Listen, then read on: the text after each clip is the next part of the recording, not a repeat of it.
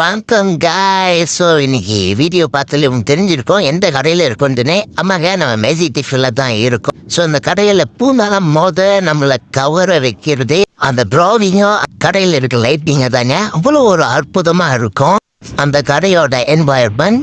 So இதாங்க அவங்களோட menu.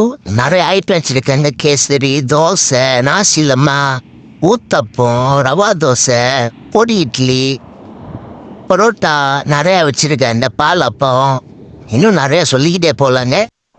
So எவ்வளோ நேரத்தில் அந்த மெனுவே பார்க்கறது, வயிறும் பசிக்குது. ஸோ நாங்கள் என்ன ஆர்டர் பண்ணோன்னே வந்து பாருங்களேன். இதான் அந்த பொடி இட்லி, அவங்களோட சிக்னேச்சரான பொடி இட்லி, பாலப்பமும் ஆர்டர் பண்ணியிருந்தோம். நம்ம தம்பி இந்த பரோட்டா சாப்பிட்டாங்க. கூடவே சிக்கன் பரோட்டாவும் ஆர்டர் பண்ணியிருந்தோம். டேஸ்ட் வைஸ் எல்லாம் டாப் மேட்சாக இருந்துச்சு.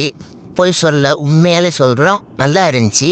அந்த சிக்கன் பரோட்டா தவிர்த்து சிக்கன் பரோட்டா ஏன்னாக்கா எனக்கு பர்சனலாக அது ரொம்ப மூர்த்தாபா மாதிரி இருந்துச்சு. கொஞ்சம் ஸ்பைசியாக இருந்த மாதிரி எனக்கு தோணுச்சு. மற்றபடி எல்லா சாப்பாடும் நான் ஆர்டர் பண்ணல, அருமையாக இருந்துச்சு. ஸோ தம்பிக்கு பார்த்தீங்கன்னா பாலப்போ ரொம்ப பிடிச்சி போச்சு, அருமையாக இருக்குது அப்படின்னு இப்போ ரிவ்யூ கொடுத்துருந்தாரு. வயிற்றுல தான் இன்னும் இடம் இருக்குன்னு சொல்லிட்டு மீகோரைங் ஒன்று ஆர்டர் பண்ணேங்க. இந்த மீகோரைங் ருசினா ருசி, அப்படிப்பட்ட ஒரு ருசிங்க. என் ஒய்ஃப் ரொம்ப விரும்பியே சாப்பிட்டாங்க இந்த மீகோரைங்க. யாரெல்லாம் இன்னும் போல அந்த கடைக்கு கண்டிப்பாக ரெக்கமெண்ட் பண்ணுறேங்க. இந்த மீகோரைங் உண்மையாலே அற்புதங்க, அப்படி ஒரு ருசி. இன்டேவா போனீங்கன்னா பொடி இட்லியும் இந்த மீகோரையும் ட்ரை பண்ணாமல் வந்துடாதீங்க. இன்னொன்று, இந்த அண்ணனை கண்டிப்பாக நம்ம செலக்ட் பண்ணி ஆகணும். கதை அவ்வளோ பிஸிலையும் அவர் சிரிச்சுக்கிட்டே எங்களுக்கு ஆர்டர் கொடுத்துட்டு எங்களை கவனிச்சதுக்கு ரொம்ப நன்றி. உங்கள் ஏரியாவில் உங்கள் இடத்துல யாராச்சும் ஸ்மால் பிஸ்னஸ் பண்ணுறீங்களா, கண்டிப்பாக எங்கள்கிட்ட கமெண்ட் பாக்ஸில் கமெண்ட் பண்ணுங்கள்.